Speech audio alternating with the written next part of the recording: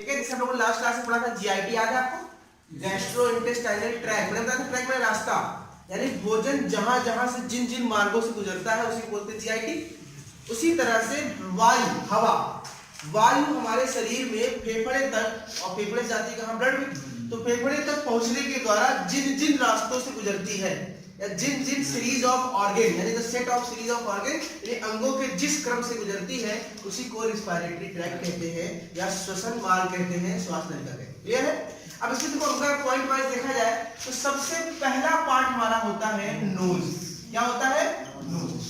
Knows में हमारा nasal cavity आता है, नेजल बोन आता है, नेजल सेप्टम आता है, एपिथेलियल मेम्ब्रेन आती है, कई चीजें आएंगी। मैं आपको नोज पे डिटेल पढ़ाऊंगा तो उसमें बताऊंगा कि नोज में कौन कौन से पार्ट आते हैं।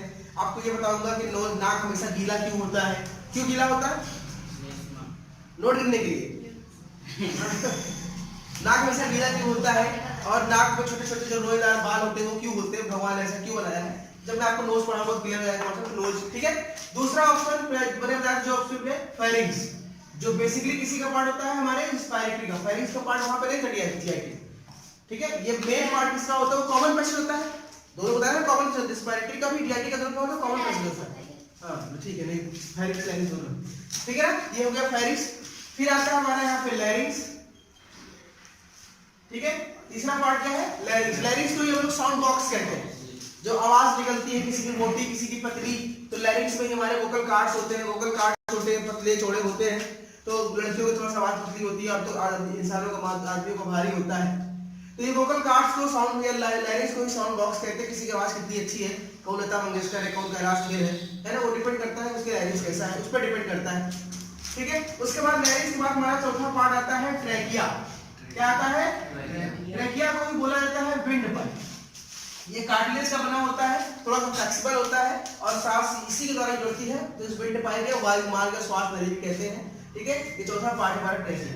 ट्रैकिया लास्ट पार्ट जहां पे खत्म होता है नंबर 5 पे, उसे कहते हैं ब्रोंकाई। क्या बोलते हैं? ब्रोंकाई। ट्रैकिया जहां खत्म होता है और जहां से दो भागों में टूटना शुरू होता है उसे ब्रोंकाई कहते हैं। क्या बोलते हैं?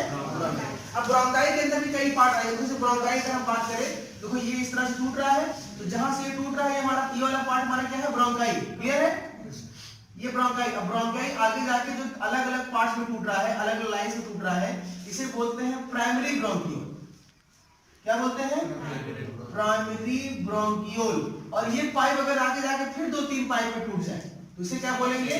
Secondary bronchiole. क्लियर है? तो ब्रोंकाई टूटता है बेसिकली आगे प्राइमरी ब्रोंकियोल में। एक शाखा निकली, सवाल कोई एक मेन पेड़ है, तो उस पेड़ का जो मेन तना है वो ब्रोंकाई, उससे 2 शाखाएं निकली तो ब्रोंकियोल, और उससे भी और शाखाएं निकली तो सेकेंडरी ब्रोंकियोल। ठीक है। तो ब्रोंकाई में प्राइमरी ब्रोंकियोल, सेकेंडरी ब्रोंकियोल भी आता है, जब आपको पूरे लेक्चर दिखाई दूंगा।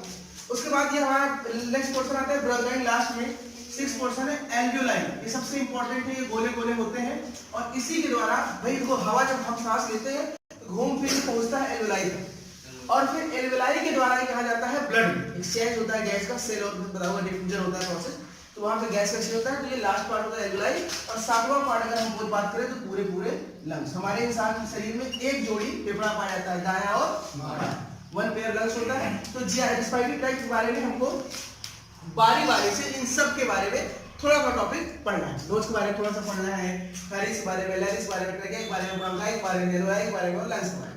ठीक है। तो फिर से रिपीट करते हैं। तो रिस्पायरेटरी ट्रैक्ट जो होता है वो बेसिकली 7 भागों से मिलकर बना होता है। पहला भाग कौन सा होता है? दूसरा, तीसरा, चौथा, 5वां ब्रोंकाई, छठा और 7वां ये इसी का पार्ट होता है प्राइमरी। छठा हो गया एल्वियोलाई और 7वां का पूरा लंग। तो इन सब में सबसे इंपॉर्टेंट पार्ट अगर देखा जाए तो विंड पाइप थोड़ा सा है और लंग्स के बारे में डिटेल पढ़ना है हमको। नोज के बारे में थोड़ा आप जानते हैं, तो हम लोग नेक्स्ट लेक्चर्स में, नेक्स्ट वीडियो में हम इन सबको पूरा डिस्कस करेंगे। बाय।